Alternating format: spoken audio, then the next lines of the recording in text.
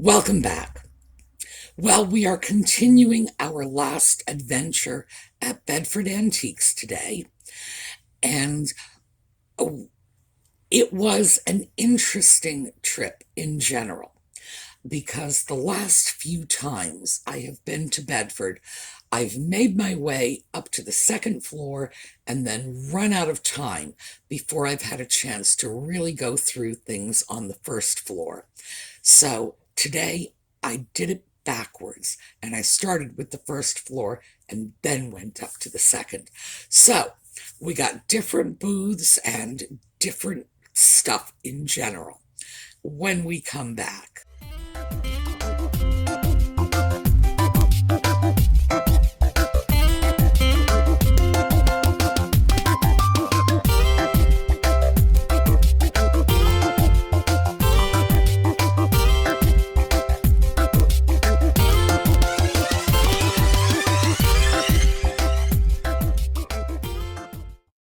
The first place I went to after Janine's booth, which is always my first stop on the first floor, was the far back corner. And as you will see in the filming, it's sort of a little Asian area. I don't know if it's one booth or two booths adjacent to each other, but they specialize in Asian porcelain there. All kinds of stuff. In general, I find their prices high, but still, they have a lot of interesting things there, a lot of things worth looking at, and I have found some really good deals there. So, even though I walked away from it empty-handed, I thought you might like to take a look at this. This is our little Asian corner. And it's a mixed bag here. I found some very interesting things. I found a lot of things that are just not competitively priced. Like this. Okay, $35. It's a Famille Rose bowl. It was heavily used. There's a lot of wear to the paint on this. That's not the reason 35 is too much. This is. These are the marks of pieces that were made in Japan, decorated in Hong Kong, and that means they are after the Second World War. The piece simply doesn't have enough age to justify the price. When you look at Rose Medallion, Rose Canton, Rose Mandarin, Famille Rose, Famille Verte, etc. This sort of Chinese porcelain, and this was among the most popular of the exports from China. The main determining factor in the value is always going to be age. After age, it's the beauty of the piece, the rarity of the piece, etc. But the age is going to make the difference between a piece that's worth $20 or $30 and a piece that's worth $200 or $300. And within that sort of large, broad window, the thing that you should keep in mind is the more recent pieces did not come from China. Now, we are open to China trade once again, but the second half of the 20th century, we were not. We were seeing pieces, fine porcelain from China was actually from Japan. So when you see pieces like this in the general category of Famille Rose, Rose Medallion, etc., when it's marked, made in Japan, decorated in Hong Kong, the very same piece, if you looked at them in head to head, they were almost identical. The very same piece coming from China is going to be worth more. So when you see pieces like that Famille Rose bowl, and you're seeing those sort of prices, they're high. And it's not that the pieces coming out of Japan are worthless. Far from it. They absolutely have a value. I have pieces in my own Rose Medallion China service that were made in Japan, decorated in Hong Kong. So I'm not going to say these are valueless items or you should turn your nose up to them. What I am saying is you should not pay the same price for these pieces that you would pay for a piece that actually came from what my generation used to call mainland China. So if you keep that in mind, it will help you determine what is a good price and what is not such a good price. So that's my 5 minutes of, Rose Medallion chat. So I still check that booth all the time because, as I say, I have found deals there. Not always Asian. I remember getting quite a bargain on some little Czech lusterware pitchers there at one time. I don't know, Czech pitchers, Japan pitchers, who knows what they're doing in the little Asian booth. But at times I have found good bargains. There are also pieces that I have seen there. One piece in particular that I have my eye on. I keep saying to myself, eventually it's going to occur to them that it's not selling at this price and they'll drop the price.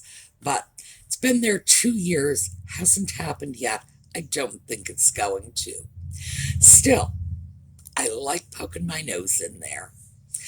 Right next to that booth, there is another booth that is mostly glass and porcelain.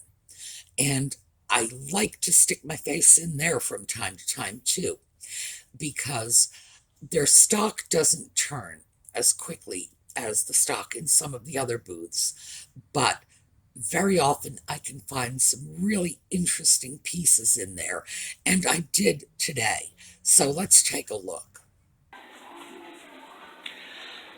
Well, I was attracted to this booth, in part because of the sign, but also it's just wall-to-wall porcelain and glassware. So I came over here and spotted this piece. It's a Jadeite measuring cup, and I have one of these. Mine is radioactive, and this manufacturer's advertising on the back is a peanut butter company. And what they did was they sold the peanut butter in a measuring cup. This goes back to the days when you had to stir your peanut butter very carefully before you actually used it. This one is the same as mine. $13.50. I'm thinking about it. 20% off. It doesn't quite come down below my $10 cutoff point. But, jadeite uranium glass and that price, yeah, there's definitely a profit margin in this piece. I'm going to have to think about it because while I was over here, I found another piece. $5, a German, this is a lemon server. And you know how I love these hand-painted pieces. Signed on the back, 96. And we all know that's 1896, not 1996. So, yes, signed, dated, absolutely coming home with me. And in the meantime, I'm going to take another look at some of the jadeite and depression glass pieces they have here. Well, I did not take the Jadeite measuring cup. I probably should have, but I'm remembering that I got mine, same cup, for $4. So $13.50, even with the discount, just seemed high. And oh yeah, I really want good bargains. However, this is old jadeite. Mine is, like I say, radioactive. It glows under a black light. This one is identical to mine, and so I'm pretty sure it is from the same batch. Jadeite has modern reproductions. The modern reproductions were coming out in the 80s and 90s. They will not glow under black light because they are not uranium glass. You couldn't do that in the 80s or 90s. Certainly not for food service items. But that one, I think next time I go in there, I will bring my black light with me. I don't know if I had it. Yes, I did. I did have it with me. Didn't check. But I will check. And if at that price, $13.50, 20% off, it's well below the general pricing for genuine vintage, not reproduction, because 80s and 90s is vintage. But the old jadeite, the pieces that were up until about the mid-century, the market for those pieces is strong. We're talking about bowls or refrigerator dishes, measuring cups, juicers that are going for $30, $40, and that's the starting price. I've seen pieces going for, above $150. And we're talking small kitchen pieces too, not something huge and amazing. So jadeite has a strong resale value. And I might end up kicking myself for not picking that piece up. But as I say, if it's there next time, maybe I will.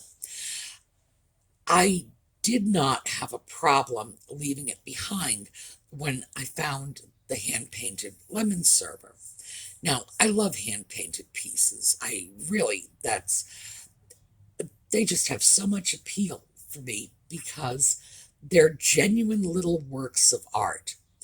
And the piece that I got was in really good condition. And in this case, I'm not just talking about no chips or cracks, but there was very little wear to the paint. And it's just overall a lovely piece. Again, signed, dated. Dated is key because when it said 96, of course, that's 1896. And pieces like that, having a date on them makes them much more attractive to buyers than if I simply list it and say, this is antique. No, it's very nice for the buyer to be able to see themselves that the artist dated it as well as signing it. That's a lovely piece. And that was what, $5? Wow. A piece of art that is over, 120 years old? And $5. Nice. But as I was prowling through the jadeite and the depression glass, I found yet another piece. So let's take a look at this. Well, I'm glad I decided to take a closer look at the jadeite, because what I found, which is of course not jadeite, is a beautiful Nippon dish, great condition, $8. And you know my theory on birds. Birds sell. Yeah, this wonderful Nippon bowl for $8. All I can say is, when I look at something like that, I think the person in charge of this booth clearly doesn't have the same aesthetic sense that I do. Because lovely as the Nippon bowl is, for me, that signed, dated little lemon server would be the more valuable piece. I see that as having a better resale value. So, what can I say? When you end up with a different aesthetic from a dealer, you can often find really great bargains. So I was glad to get the Nippon bowl because that's a great piece. And at $8, no question about it. Um, Next up, I found another booth, and this is a booth I don't go into very often, but I found China in there, so let's take a look. This booth is one I don't come into very often.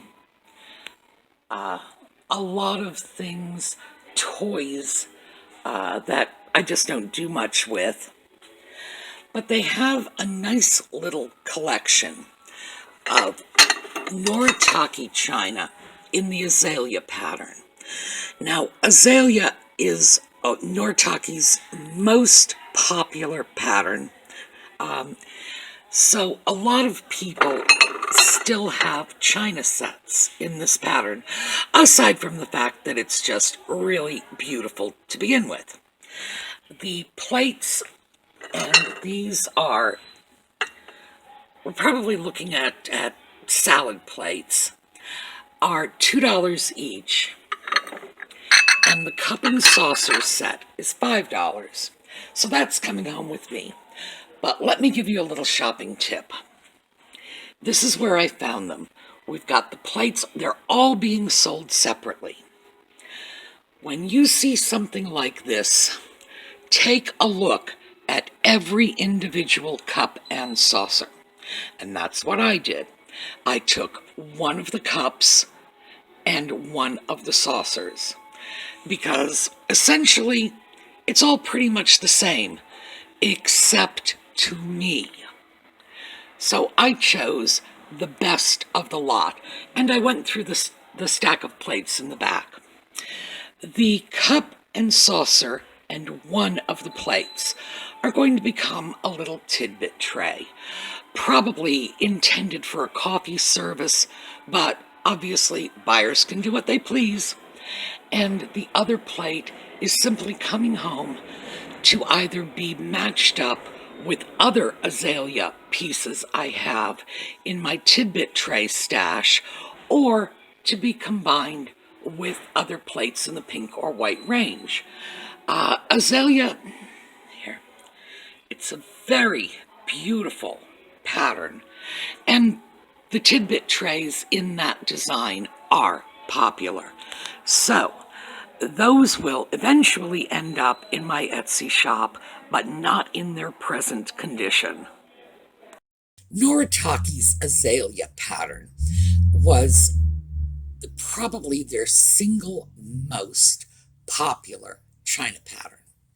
It's great. A lot of people still have sets of azalea china from Noritake, and those are people who will always be looking for new, interesting, different pieces in their china pattern.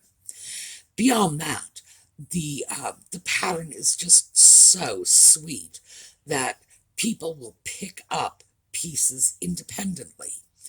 So I usually don't have any reservations about picking up azalea pieces. In this case, the pricing was so good.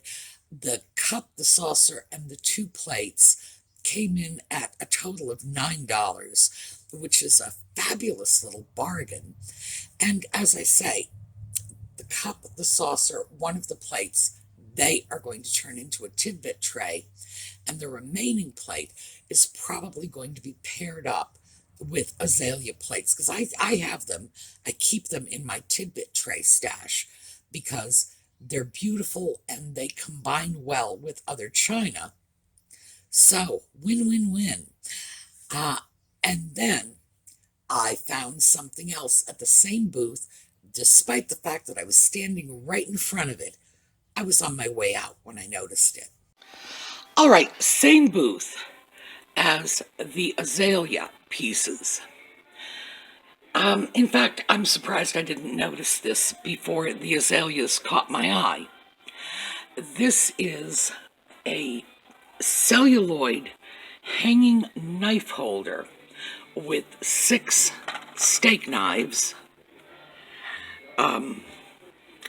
Definitely nice serrated little buggers. Not the sort of thing I usually deal in, but at $10 for a really nice vintage set like this, I'm sure there will be a buyer for this. Let me just get in so you can see. We've got copper here, and down at the bottom, although the fact that it says Sheffield suggests that they may have been silver plated at one time. Celluloid knife handles, celluloid holder, definitely dates this set. And I think if I take this and I list it, there will be a buyer for it. Yeah, and it's crazy because I love celluloid too. You would have you would think that it would have just jumped out at me. As my mother used to say, if it was a bear, it would have bitten you. When I took a look at that, very good condition, no obvious damage to the celluloid. The knives, although I could see a lot of scratching on the blades, so they've been used. Good condition, still very shiny. But I did want to mention Sheffield, which is what it had read on the tag. Sheffield was a company that made silver and silver plate, and their plate was silver over copper. And not everybody did that. Sheffield was known for it. So when I actually have a chance to examine those knives, I'm going to see if the casings on the handles were actually originally plated with silver. They might have been.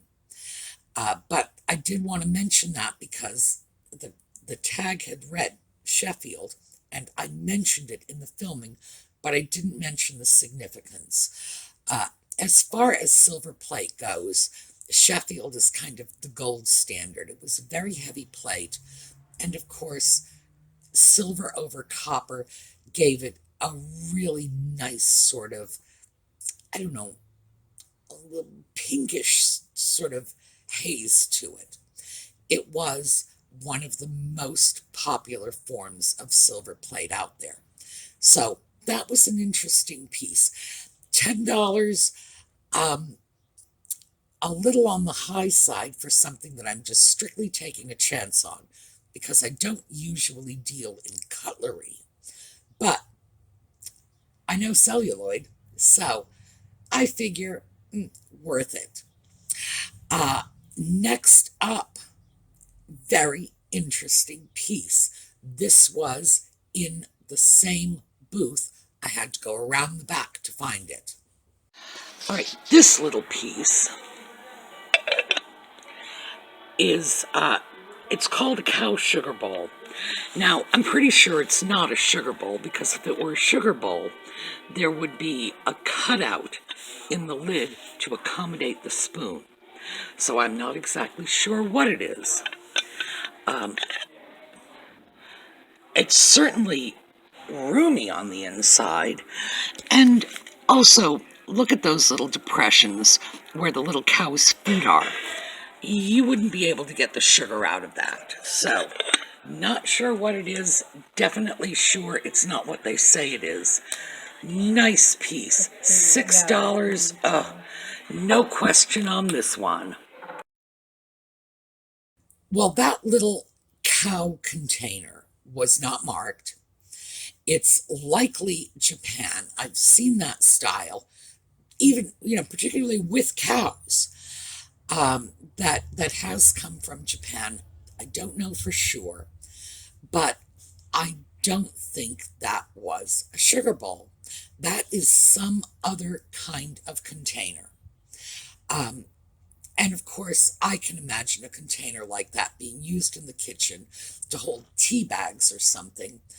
But with a sugar bowl, ordinarily, there is a little cutout in the lid for a spoon. Also, you don't generally have to scooch your finger down into the opening in the cow's feet to get the sugar out.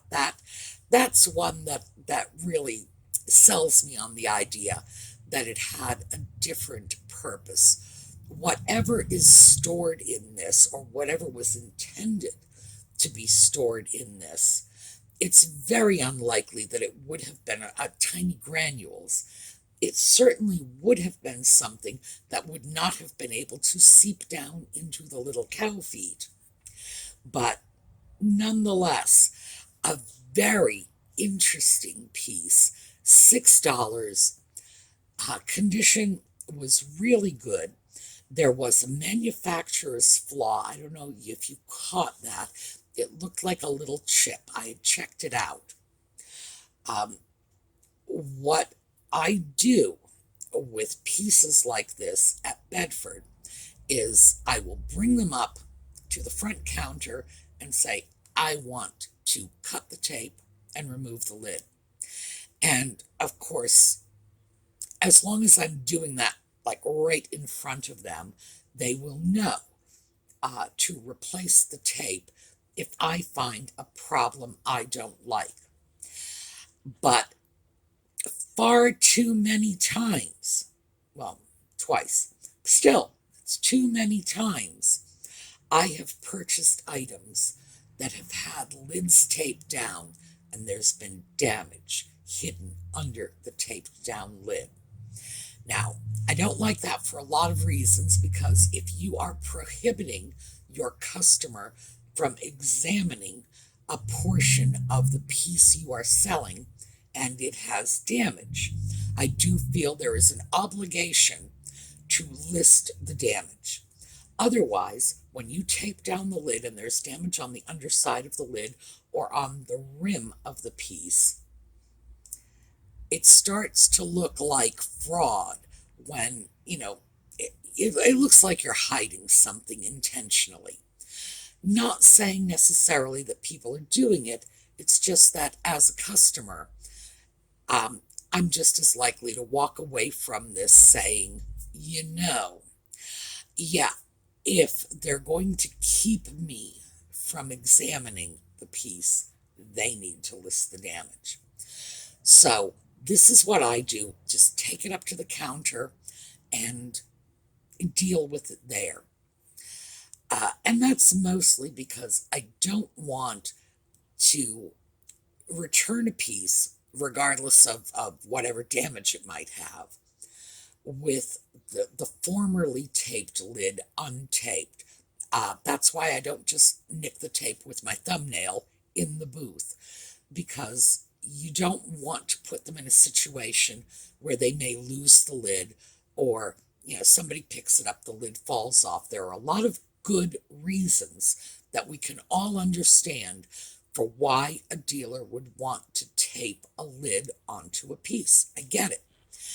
But as I say, if in so doing you're hiding damage, you really need to mention it, because otherwise it looks like you're trying to get away with something rather than that you are simply trying to keep the lid on the sugar bowl or the soup tureen or whatever.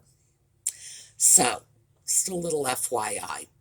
Most places will happily cut lids open, when they're taped shut for you, and they'll take responsibility for retaping it and returning it to the dealer if there's a problem. If you find yourself in any kind of antique shop or antique mall where they will not do that, my advice is do not shop there again, because it's just, You want transparency. You want to know what you're buying. And if someone says, no, we're selling you a pig in a poke, no, it's not the kind of place you want to do business. But Bedford is wonderful about that. They will not only hand me the scissors to cut the tape, but they'll do it for me. So, of course, that's one of the reasons I keep going back there. Anyway, turns out the little cow was damage-free. There was a factory flaw, but that doesn't worry me. Another reason I suspect it may have come from Japan. Their quality control was not quite the same as American companies from the same era. But be that as it may, nice piece, glad to get it. All right, that's what I have for you today. I do have more from this trip, some interesting pieces, and we'll finish this up next week.